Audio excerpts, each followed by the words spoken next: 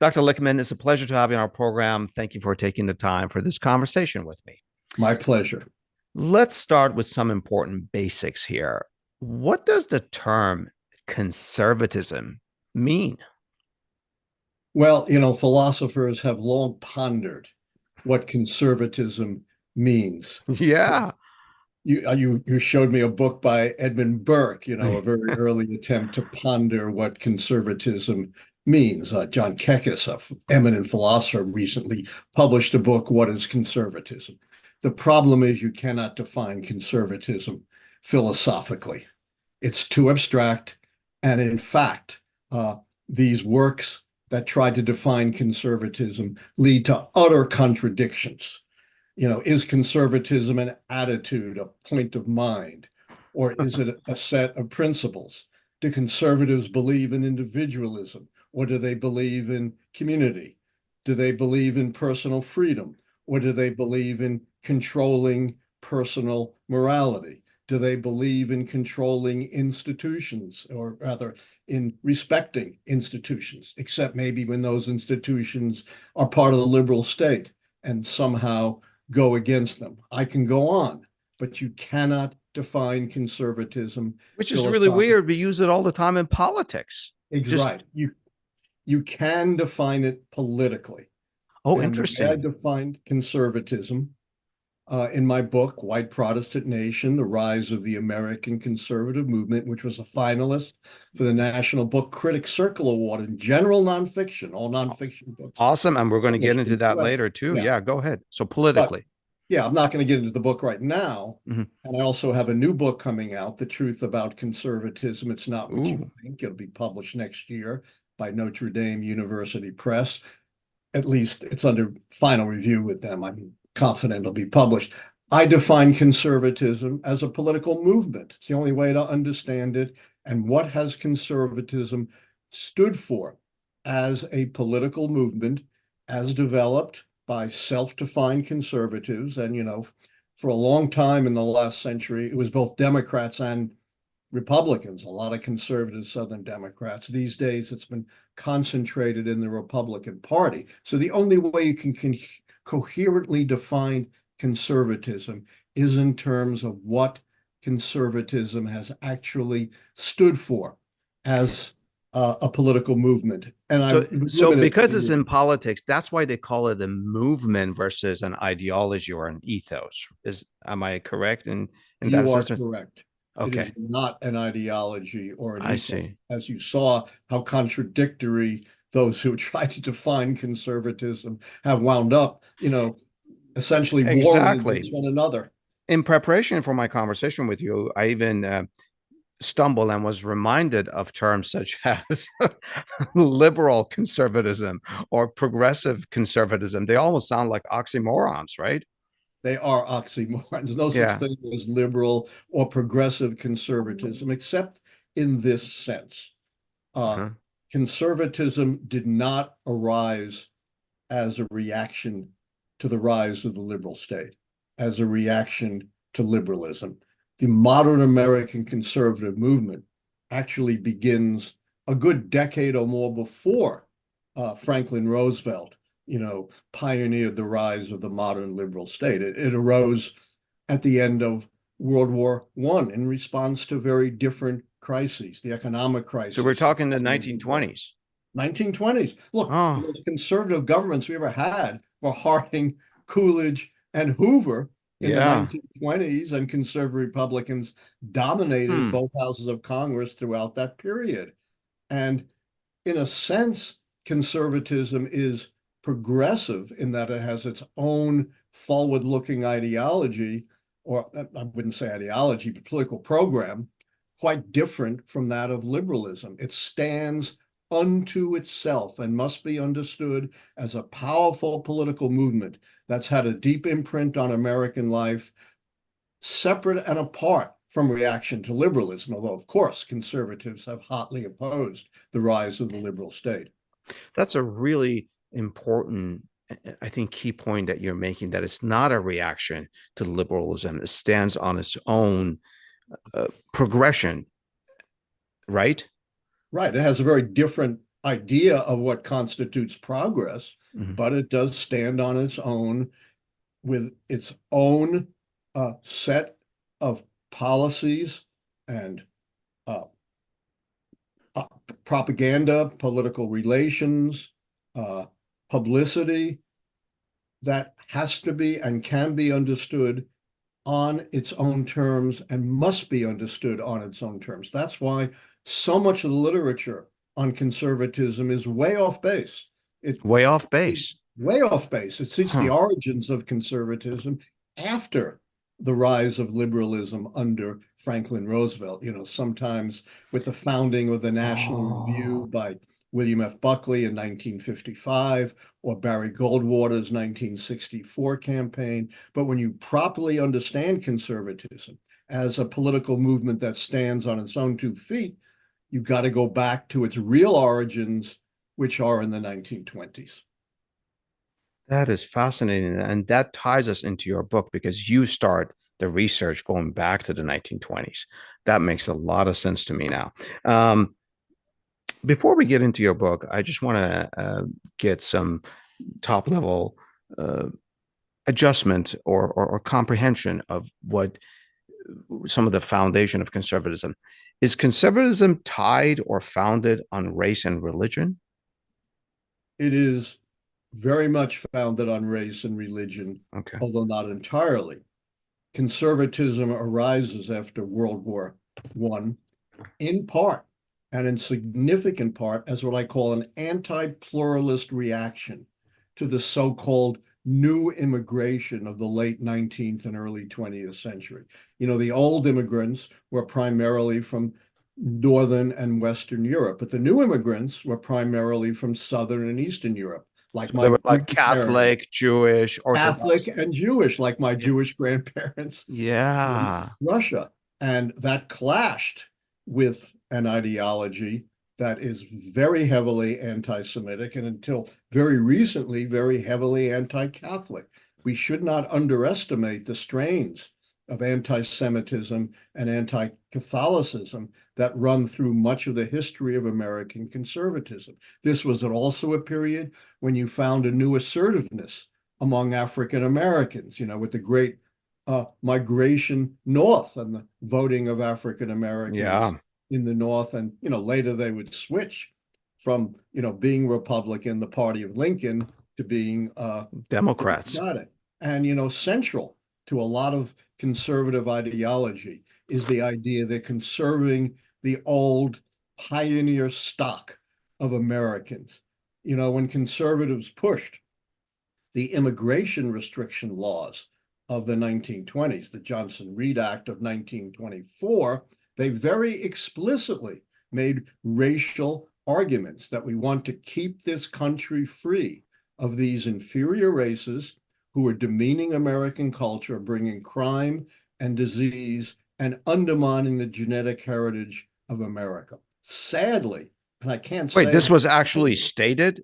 that is actually stated in the rationales for the Immigration Restriction Act of 1924, which imposed quotas on European immigration with generous quotas for places like England and Ireland and Denmark and Germany, and very small quotas for places like Lithuania, Poland, Russia, and Italy. Those four countries with huge populations had about or even smaller quota than for the United Kingdom alone. So the racial ideology, which applied to Jews and Catholics and those of Eastern and Southern Europe, was written into the law. So was the ban. People realize this law also prohibited Asians who were supposedly Yeah, against Chinese people unassimilable. specifically. Right. Yeah. Yeah, and Japanese and any Asians. And there's a very important Supreme Court case that's been totally overlooked, U.S. versus Thine. This was a Wait, gentleman, repeat that name, please. US U.S. versus. versus Thine, T-H-Y-N-D. Okay. Mr. Thine was a native of India. And under not just the immigration laws, but American citizenship laws, citizenship was likewise racist. It was limited to whites and those of African origin, who were, of course, almost no immigrants at that time came to the US from Africa. So excluded were non-white peoples who were not of African origin. And Thynne says he was a Caucasian. India is the birthplace of Caucasians. And of course he should be granted citizenship. Yeah. And you know what the Supreme Court said? Absolutely not. And they defined Oh, whiteness. wow. This is, Wow. as I said, a incredibly important unknown Supreme Court decision. And guess how they define whiteness? How? Whiteness was to be defined in terms of the perceptions of the common people who did not regard people from India as white. And this endured from this citizenship restriction and the immigration restrictions endured for many decades after the 1920s. Dr. Lichtman, had you and I applied for a visa to the US in in the 1920s, we would have never gotten in, right? That's probably right. Before we go to the next segment, I just want to make sure I understand a phrase you used. You said that you were referring to the Congressional Act about immigration, pioneer stock of American.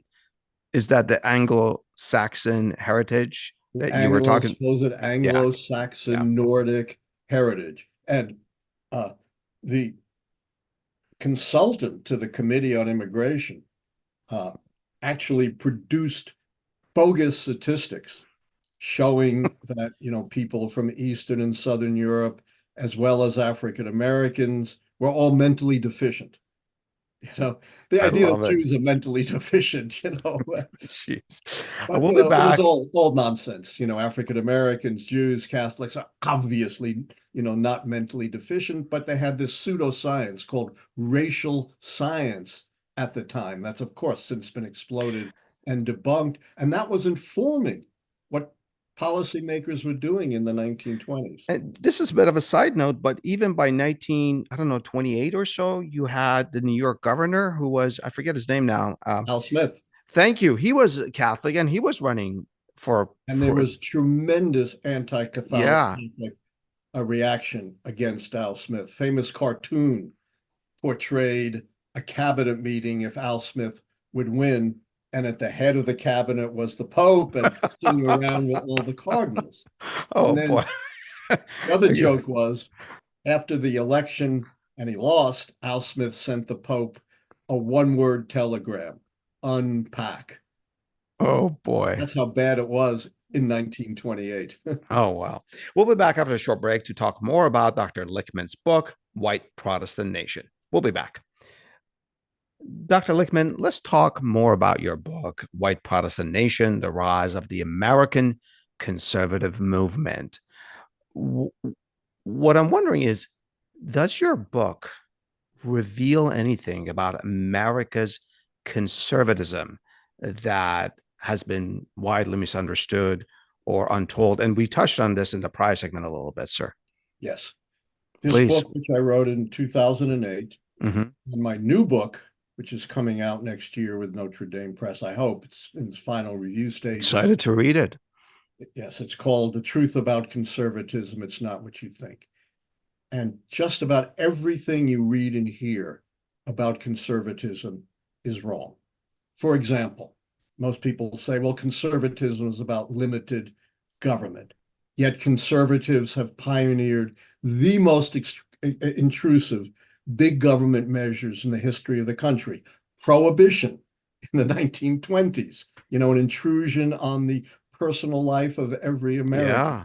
Anti-abortion, a restriction on the ability of women to control their own reproductive lives. Others say, well, they're for free enterprise. Nonsense. Republicans have imposed, and sort of generally, some of the greatest restrictions on free enterprise, most notably high tariffs. High tariffs were for a very long time a staple of conservatism, and they are one of the greatest interferences in free markets we could possibly have. Then there are all the special tax breaks, the subsidies, the loans, all of which break free enterprise but support private enterprise. Dr. Some Lichtman, you're say completely upending the definition of everything that we yeah, say. that we Fiscal responsibility. Who's the biggest spender we've ever had in modern American history? George W. Bush, supposedly the most conservative Oh, president since Ronald wow. Reagan. And he built the, limited government. He built the biggest, most intrusive bureaucracy we've ever had in the Department of Homeland Security. Uh, Did you have a hunch for this when you started investigating this book, or did this become a big revelation to you? Why did I you had, start this book? I had a hunch for this because, Uh-huh. as you know, I do a lot of radio and television, a lot of political commentary, and Hmm. I'm often paired with conservatives. So I have a real inside view of what conservatives actually stand for. And it's none of the things that the conventional wisdom tells us conservatives actually stand for. Yet we call them Law and conservatives. order. You know, Yeah. what are the least lawful administrations in American history, all conservative. The But Teapot Nixon Dome ran on scandals Law and under Carney, Order on right? The scandals 1968, under right? Trump, the Watergate Yeah, scandal yeah, under yeah, yeah. Nixon, and they're even now going after the FBI, saying the FBI should be defunded. Forget law and order. Strict construction, shooting down 50 years of precedent on abortion rights is You strict mean the construction. strict construction, legal construction for Supreme Yeah, Court cases? just Yeah, sticking to whatever the Constitution yeah, says. Uh, Citizens United saying corporations are persons and spending money is speech. Where is that yeah. in the That was a coup. Constitution? Uh, Um, so everything that the conventional says conservatism stands for, it doesn't. But I know, and I express this in my book, and it's going to be in my new book about what conservatism really stands for and has consistently been followed for 100 years. let's go back to something you said in the prior segment. I want to make sure I'm not making too much of it, and if it needs more attention, please do elaborate. You trace back the history of conservatism to the 1920s versus the 1960s. What's the big deal about this? What's the historic significance of this analysis? Historic significance is immense. First Uh-huh. of all, as I said, this explains why race and religion is so important to conservatives, because the conservative movement was a reaction, as we said, Yeah, against unwanted peoples like Jews and Catholics, and against the increasing assertiveness and migrations of African Americans. So it's very important in that regard.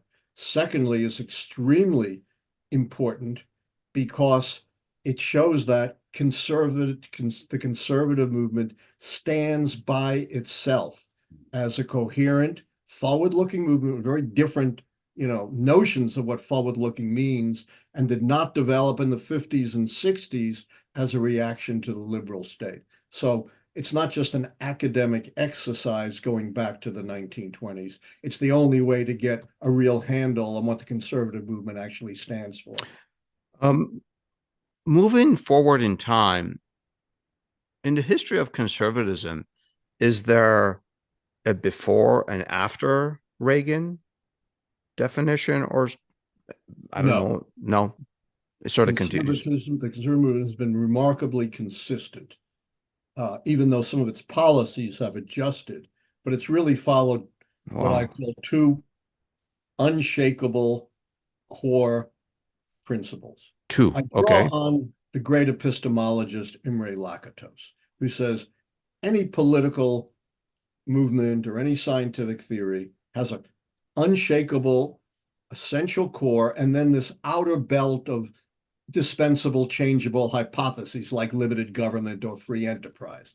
But the unshakable core is two things. Hmm. One, conserving free enterprise, not private enterprise, which explains the subsidies, the special tax breaks, the loans, the tariffs, the friendly regulations, and a very narrow version of traditional Christian values, which stresses so-called personal behaviors that are almost nowhere in Christian teachings and ignores the great bulk of Christian teachings, which is all about, as you know, greed, rapaciousness, truth telling, which plays no part in what conservatives claim they own traditional Christian values. So those are the two things that explain the conservative movement over 100 years. So even though the conservative movement may adjust from time to time, perhaps even during President Reagan's administration, those two core tenets don't change. Those are there. Those are there. Yeah, all those other things are changeable and can be adjusted. For example, during the late 30s and 40s, conservatives were staunch America First isolationists. There was some, socialists there too, but So this it is wasn't when most. Europe is building up to World War One. FDR is president. Okay. Right. So now we're looking at the outbreak of World War II Mm-hmm. and nations resisting Nazism. Mm-hmm. And conservatives were solidly America First isolationists. Most of them, for example, voted against Lend-Lease, which was essential For to the Britain. survival of the Allies against the Nazis. They Yeah, yeah. didn't think the Nazis were, a legitimate enemy to fight against. Charles Lindbergh, the great hero, their spokesperson, said, our bond with Europe is a bond of race, and we're bonded with the Germans. This is not like some Asiatic hordes challenging us. But then when the enemy Wow. switches to communism, which they found repugnant, then conservatives switch to becoming active interventionists. And now they're switching again with, the right-wing Vladimir Putin, as the aggressor. They're now switching again, not all of them, but a lot of them, to America First isolationism. So in the 1930s, since Germans were viewed as having kinship to America's race, quote unquote, their isolationism was a big deal for conservatives. But in Right. the Not only 19th, yes, the Germans have a bond of race, mm, but they weren't all that worried about their right-wing fascist ideology the way they're worried about communism wow. and its threat to private enterprise. So since you wrote your book in 2008, has the conservative movement changed? Not fundamentally, no. I don't know if you want to talk about Trump now and whether he's a conservative or I not, whether do. you want to Is hold he a that. conservative? Do you think he's a conservative? Absolutely, Trump is a conservative. In Oh, my new wow. book, The Truth About Conservatism, I point out, I forget the name, but one brilliant commentator says, you can keep saying Trump isn't a conservative, but you got to be checked by the fact that he is overwhelmingly supported by self-identified conservatives. In the exit polls, he received the greatest percentage of the vote from conservatives of any American presidential candidate since exit polling began in the 1970s, including Ronald Reagan. In the primaries, he is overwhelmingly supported by Republicans who identify as conservative and not by the smaller number who identify as liberal or moderate. And he is very much the heir of these two core values of conservatism, right? Protecting private enterprise. Look at his tax cuts, which enormously benefit big corporations and the wealthy. And this notion of what traditional conservative values represent and how they fit in with the support for the predominantly white pioneering generation. It's all there So in Donald Trump. if Mr. There's nothing Trump, about Donald Trump that contradicts true conservatism, although he contradicts all of the professed principles of conservatism. but based on what you explained in the prior segment, conservatism has to do with politics as a political movement. Correct. So ideologies and all of these, whatever we profess, are irrelevant because this is a political movement at its core, right? Yes. That's what really matters. I I see. tell I have various Lichtman rules of politics that I tell my students. And one of the Okay. Lichtman rules of politics is whenever a politician claims that their vote or their actions are based on principle, look behind it to the hard politics of it. So, back during the Warren Court, right, when he was doing all these liberal things like desegregating the Yeah, schools, yeah, yeah. creating rights for accused criminals, redistricting according to one person, one vote. Conservatives were screaming, that he's putting his values into the Constitution. He's not sticking to strict construction. But yet, fast forward, when conservatives declare spending money is speech and corporations are persons, which isn't in the Constitution, you have conservatives stoutly defending that. I love it. Before we go to the next segment, this is what I want to. I want you to draw a comparison for me, briefly, if you would please. If Mr. Trump is absolutely a conservative, absolutely, then what about Mitt Romney, or let's say the late Mr. McCain? Are they conservatives? They're also conservatives, and their real beef with Trump is not on Trump's policies, but on who Trump is. A liar. Okay. His person. Yeah. Someone who has disdain for democracy and authority. Yeah. It's personal. I got it. And look at it this way. There are voices crying in the conservative wilderness. Look at not just, overwhelmingly do conservatives support and vote for Trump, but if you look at conservative leaders, almost to a person, they have lined up behind Trump, really beyond Romney and occasionally McConnell. Tell me one staunch conservative who's been a big critic of Trump that's in, a leadership position. Yeah. We'll be back after a short break to talk about Jewish American politics.